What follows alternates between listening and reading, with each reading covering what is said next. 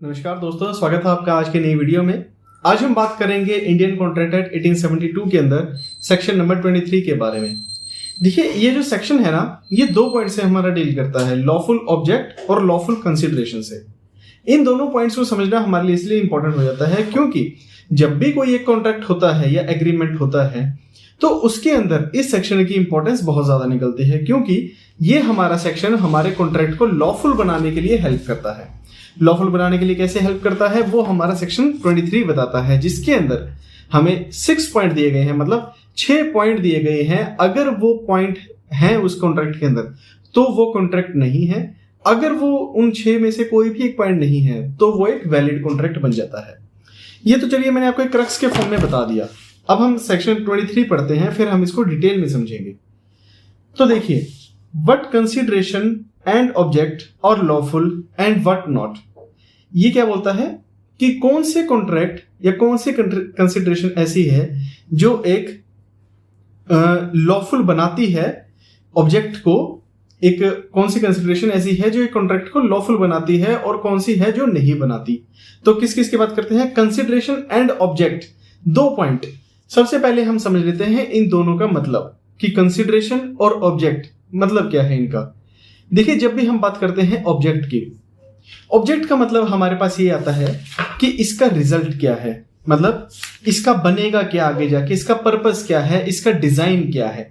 तो ये तो हुआ हमारा ऑब्जेक्ट का मतलब। यानी कि जब भी एक कोई एग्रीमेंट होता है यानी कि कॉन्ट्रैक्ट होता है तो उसके अंदर ऑब्जेक्ट उसका होना बहुत जरूरी है।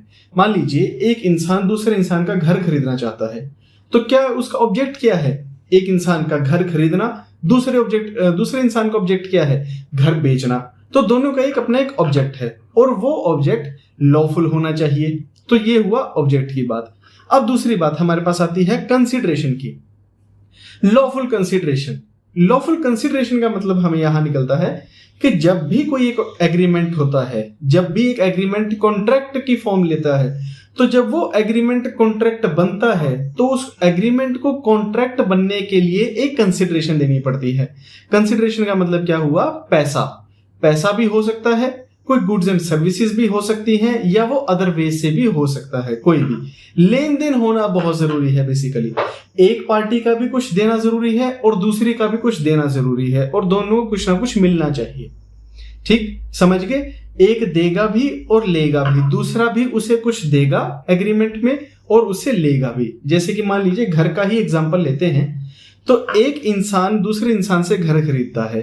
ये जब इसको घर बेचता है तो इसको घर बेचता है, इसको क्या मिलता है, इसको मिलता है पैसा। इसको क्या मिलता है, घर। ये इसको पैसा दे रहा है, ये इसको घर दे रहा है। ठीक, दोनों के पास कुछ ना कुछ आ जा रहा है। इसके पास क्या आ रहा है, इसके पास एक एग्रीमेंट आ रहा है, इसका एक लॉफुल कंसिडरेशन आ रही है इसके पास। ठीक है, इसके पास से, तो ये हमारा एग्जांपल हो गया घर खरीदने का। और दूसरी बात हमें यहां समझने की है कि जो कंसिडरेशन है वो कितनी भी हो सकती है, वो पार्टीज डिसाइड कर सकती हैं आपस में फ्रीली। इसमें आप ये नहीं कह सकते कि उसने जो घर है वो 1 रुपए का क्यों बेचा। वो उसकी प्रॉपर्टी है, उसकी जो मर्जी है, वो जितने का चाहे उसे बेच सकता है। और इसके अंदर हमने जब पहले की भी वीडियोस बनाई हैं उसमें भी मैंने इस बात से क्लियर किया है कि कंसिडरेशन के लिए एक एप्रोप्रिएट अमाउंट होनी कोई भी जरूरी नहीं है। एक पार्टी की मर्जी है, वो उसको अपनी प्रॉपर्टी को कितने में बेचना चाहता है। हाँ, लेकिन जब भी वो एक, मान लीजिए कि एक एग्जांपल लेकर चलते हैं कि एक इंसान दूसरे इंसान को घर 1 रुपए में बेच रहा है, तो आपके एक नॉर्मल इंसान के माइंड में क्या आएगी कि यार 1 रुपए में घर ये कैसे बिक रहा है, ये तो वैलिड ही नहीं है, ये तो कोर्ट कंसिडर ही नहीं करेगी। 1 करोड़ का घर है, 1 रुपए में कैसे बेच रहा है। तो कोर्ट क्या कहती है इसमें, कोर्ट कहती है कि जो बेचने वाला है अगर वो साउंड माइंड है, उसकी अपनी विल है, वो कैपेबल है, एक कॉन्ट्रैक्ट के इंग्रेडिएंट्स पूरे हो रहे हैं, ठीक है, तो हमें कोई फर्क नहीं पड़ता चाहे आप 1 रुपए में दे, चाहे 98 में दे, चाहे 54 में दे, चाहे 100 रुपए का दे, चाहे 10 लाख का दे, चाहे 1 करोड़ का ही दे। हमें इस बात से कोई मतलब नहीं है। आपने घर बेचा है, एग्रीमेंट कर लिया, 1 रुपए का एग्रीमेंट कर लिया, अब आपको 1 रुपए में घर उसे देना पड़ेगा।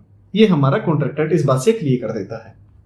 चलिए अब इन दोनों पॉइंट्स को समझ लिया हमने, लॉफुल ऑब्जेक्ट और लॉफुल कंसिडरेशन का मतलब क्या होता है।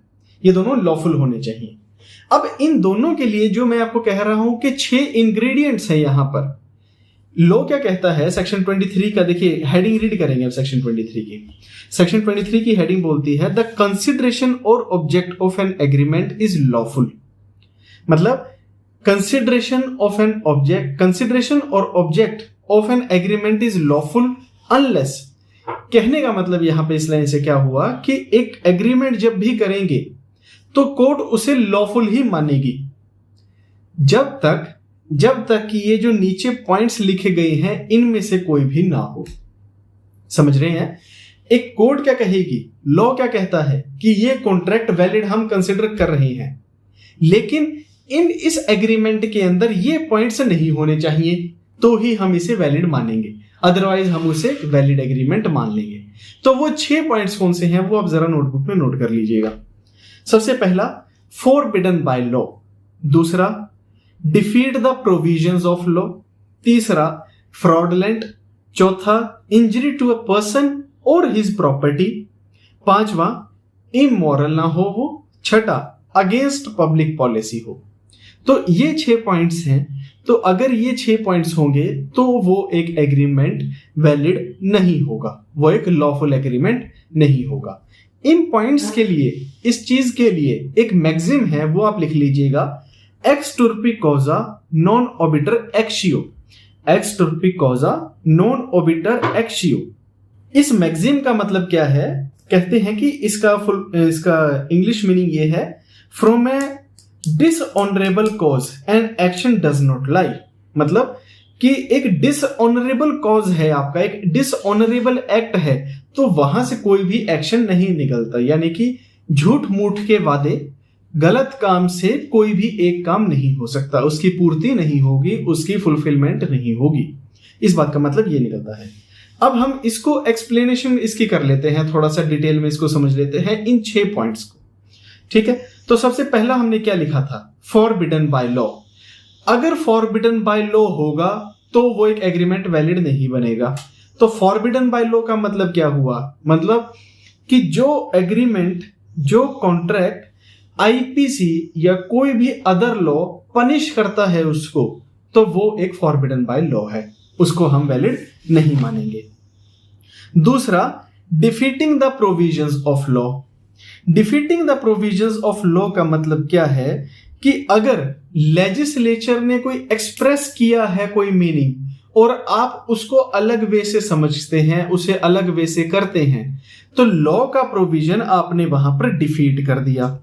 यानी कि मान लीजिए कोई एक लेजिस्लेचर ने लॉ बनाया है, उनका एक्सप्रेशन है एक कि इस पर्सन को, इन पर्संस को प्रोटेक्शन प्रोवाइड करनी है, आपने एग्रीमेंट कर लिया, आपने उनकी प्रोटेक्शन ही हटा दी, तो वो क्या हुआ, एक अनलॉफुल एग्रीमेंट हो गया, तो वो एक वैलिड एग्रीमेंट नहीं है। तीसरा, फ्रॉडलेंट। ये वर्ड ही हमें क्लियर करता है, ये तो हम नॉर्मल लेक्चर में भी हम बात करते हैं, आमतौर पे भी लोग यूज करते हैं कि फ्रॉडलेंट, फ्रॉड कर रहा है। ये तो 420 है, जो कि 420 इन चीजों की बात नहीं करता फ्रॉड की, ठीक है, वो एक अलग बात है। तो लेकिन हाँ, फ्रॉड का मतलब क्या है, फ्रॉड के लिए एक मैक्सिम दी गई है। अब वो मैक्सिम जरूर नोट कर ले, थर्ड पॉइंट के आगे वो है ex dolo malo non oritur actio, ex dolo malo non oritur एक्शियो।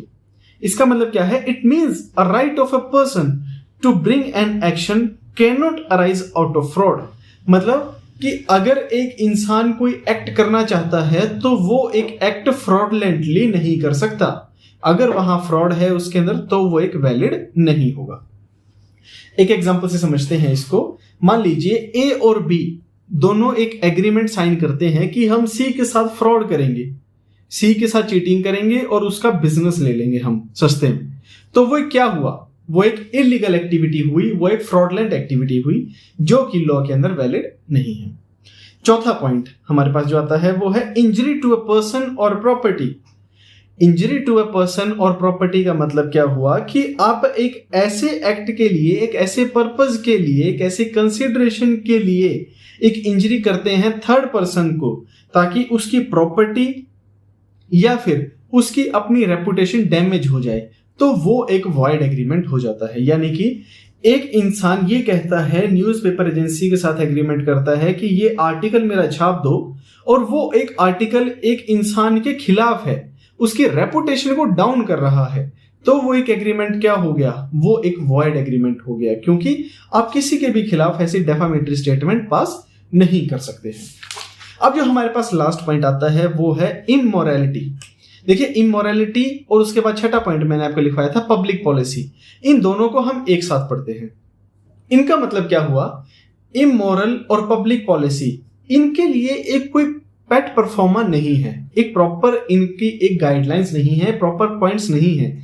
लेकिन इन दोनों में क्या चीज कवर होगी कि जहां जज को लगेगा, जहां कोर्ट को लगेगा कि हाँ ये जो एग्रीमेंट हुआ है ये इमोरल है या फिर ये पब्लिक पॉलिसी के अगेंस्ट है, ये ऐसा एग्रीमेंट हमारे सोसाइटी के लिए अच्छे नहीं है, तो वो क्या हो गया, वो एक इनवैलिड एग्रीमेंट हो गया, वो एक वॉइड एग्रीमेंट कोर्ट कर देगी उसको। तो गाइज आई होप कि आपको यहां से जो सेक्शन 23 है लॉफुल ऑब्जेक्ट और लॉफुल कंसिडरेशन, इन दोनों को आपको मैंने डिटेल में समझा दिया है वर्ड बाय वर्ड। और हाँ, आप सोच रहे होंगे कि मैंने 23 के ये पॉइंट्स एक्सप्लेन नहीं करे हैं, तो ये जो नीचे का पैरा है ये मैंने आपको 6 पॉइंट्स के अंदर समझा दिया। ठीक है, तो आप इसको प्लीज नोट कर लीजिएगा, नोट्स प्रॉपर बना लीजिएगा, और अगर आपका कोई भी डाउट हो आप मुझे कमेंट सेक्शन में फ्रीली पूछ सकते हैं। So guys, thank you so much. उम्मीद करता हूं कि आप इस चैनल को जाते जाते सब्सक्राइब का बटन जरूर दबाएंगे और बेल आइकन को उसके साथ प्रेस कर लेंगे, ताकि आपको डेली नोटिफिकेशन हमारी ऐसे ही मिलती रहे। और वीडियो पसंद आई हो तो इसको लाइक जरूर कीजिएगा, फ्रेंड के साथ इसे शेयर भी कर दीजिएगा, ताकि हमारी कम्युनिटी और ग्रो हो और पब्लिक हमारे साथ जुड़े। Thank you so much, bye bye, take care.